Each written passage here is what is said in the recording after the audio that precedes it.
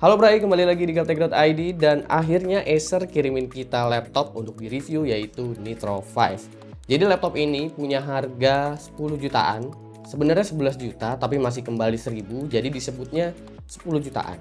Laptop ini punya spesifikasi Core i5 7300HQ, RAM 8GB, DDR4 2400, juga GTX 1054GB dan harddisk 1TB 7200 RPM. Di sini belum ada SSD dan yang pasti dengan harga segini kalian juga udah dapat Windows 10 Home original. Kalau ngomongin desain, sebenarnya Nitro 5 ini punya desain yang cukup solid meski sebenarnya rata-rata bahannya itu masih terbuat dari plastik. Tapi plastik yang digunakan di sini memang cukup premium dan gue juga mengakui bahwa plastik-plastiknya di sini semua itu tebal-tebal banget sehingga membuat laptop ini terkesan bulky dan jadi tebal dan gede banget pokoknya laptop ini. Padahal kalau kita ngelihat power adapternya itu benar-benar ramping, bahkan ukurannya itu nggak beda jauh dengan smartphone. Ya paling beda tebelnya aja sama smartphone. Tapi seharusnya Acer bisa bikin form factor yang lebih tipis lagi daripada ini. Karena gue percaya sama Acer bahwa mereka nggak seharusnya bikin laptop gaming itu serba yang tebel-tebel gitu karena udah nggak musimnya. Kalau untuk keyboardnya, sebenarnya keyboardnya ini udah enak banget buat diajak ngetik-ngetik maupun ngegame. Tapi sayangnya backlit yang ada di keyboard ini itu dia cuma punya 2 step, yaitu on dan juga off. Juga di sini nggak terdapat function untuk mengatur volume. Jadi untuk pengaturan volume itu cuma terdapat tombol mute aja untuk functionnya. Jadi kalian nggak bisa ngubah volume di keyboard ini. Touchpadnya di sini standar kayak notebook consumer lainnya yang harganya 5-10 jutaan. Jadi ini touchpadnya nggak masuk di level notebook gaming sebenarnya.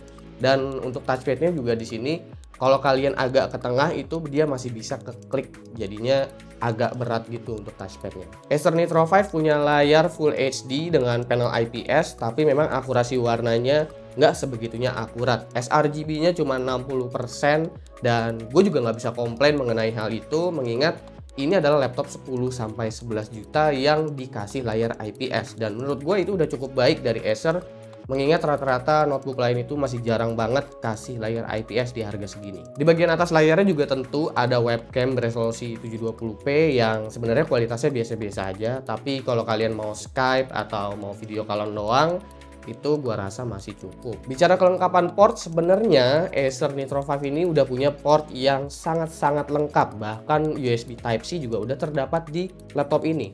Tapi yang gue komplain adalah kenapa Acer masih memberikan USB 2.0, bahkan masih mendominasi jumlahnya di laptop ini.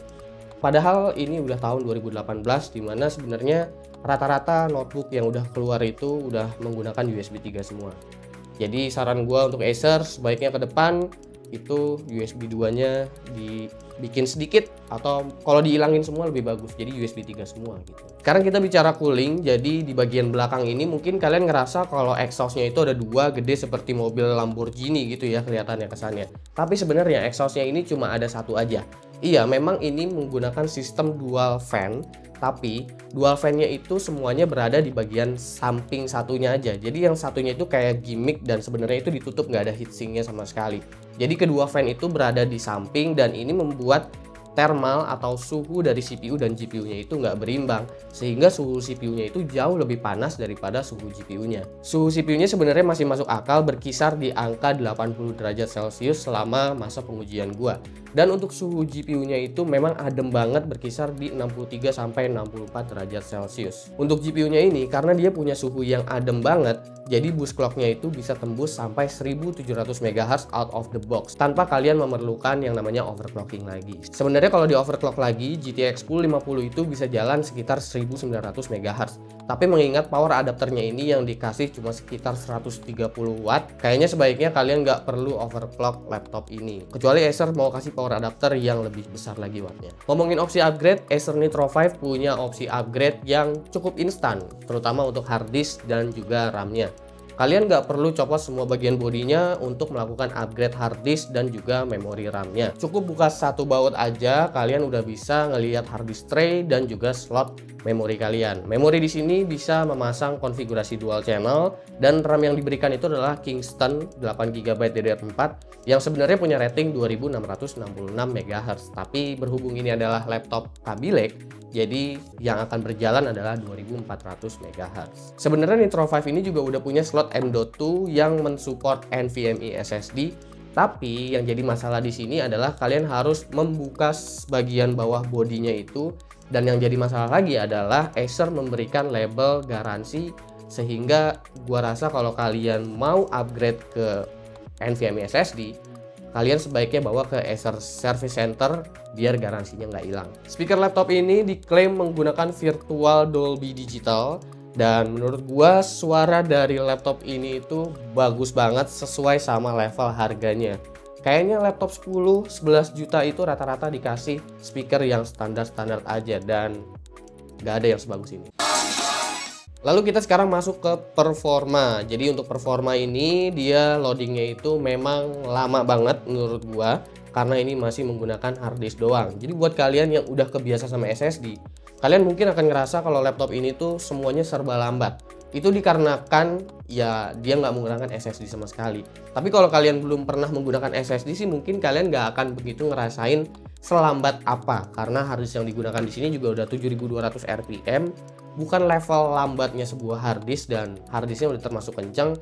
Tapi untuk Windows 10, terus apalagi kalian mau melakukan aktivitas productivity macam kayak Adobe Photoshop, terus kalian mau editing video atau loading game-game berat, mungkin kalian akan ngerasa itu loadingnya akan lama banget, terutama untuk booting. Di sini baterai dari Acer Nitro 5 itu sebenarnya standar-standar aja untuk durasinya.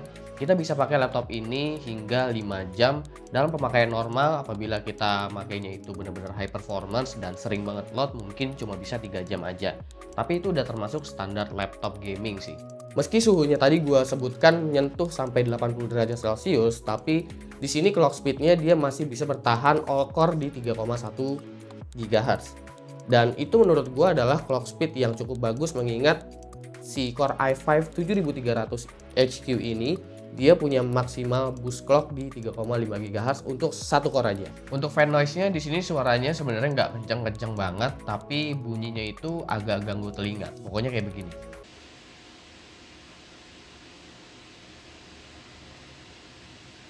Tentu kegiatan produktivitas juga akan sedikit melambat karena faktor nggak adanya SSD tadi, juga prosesor yang memang nggak memiliki hyperthreading. Jadi memang untuk editing video, terutama untuk ngerender, itu akan sedikit lebih lambat daripada Core i7 7700 HQ. Kegiatan gaming yang heavy single threaded seperti CSGO ataupun GTA 5 itu perbedaannya nggak begitu jauh banget dari si Core i7 7700 HQ, kecuali kalian memainkan game yang memanfaatkan multi-threaded CPU seperti game-game dengan DRS 12 ataupun Vulkan API. Tapi memang kalau bicara ada penurunan atau enggak, ya memang ada penurunan, karena itu disebabkan Core i5 7300 HQ itu punya clock speed yang memang lebih rendah daripada Core i7 7700 HQ. Dan beberapa stuttering juga memang ditemukan pada game-game yang memang punya map yang luas atau open world seperti PUBG dan juga GTA 5. Itu ada sedikit stuttering, dan itu disebabkan bukan karena CPU, GPU, dan memorinya, tapi dikarenakan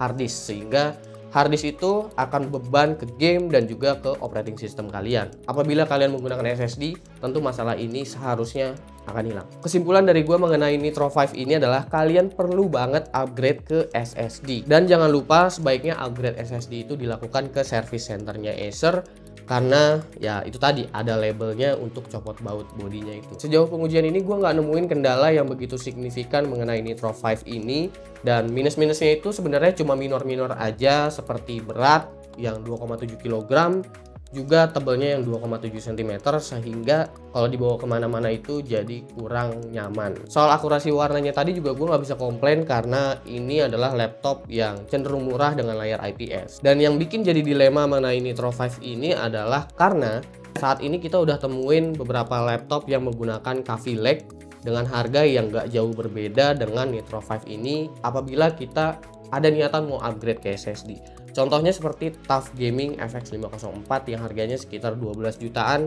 dengan Core i5 Coffee Lake. Feedback gue dari Acer adalah sebaiknya Acer nggak perlu kasih laptop gaming dengan hard disk only. At least kalian kasih SSHD atau langsung aja ke SSD sekalian. Karena menurut gue dengan harga 12 juta pun Nitro 5 ini udah termasuk murah.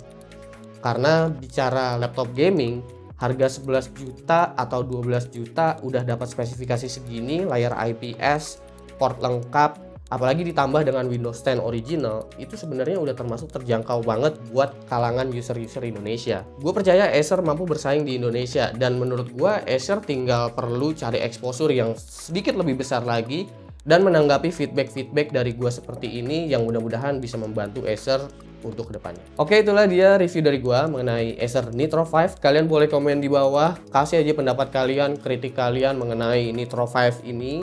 Kalian suka atau enggak, apakah kalian akan beli atau enggak. Pokoknya komen aja di bawah mengenai si laptopnya ini. Oke, jangan lupa like, share, dan subscribe jika video ini menarik buat kalian. Follow sosial media gue kalau lu kepo sama apa yang ada di balik layar Gaptek. Beli juga merchandise Gaptek, semua linknya ada di deskripsi. Gue Subki, dan seperti biasa sampai jumpa di lain kesempatan.